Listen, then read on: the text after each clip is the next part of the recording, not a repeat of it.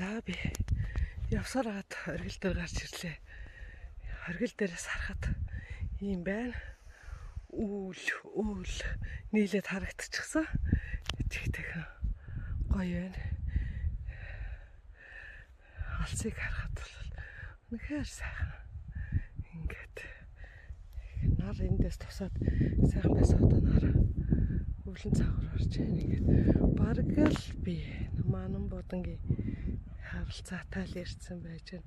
Зарим газар жоохон үндсэн цас байна. За тэр оргил дээр бол гарахад тэгээд бараг л одоо оргил юм шиг.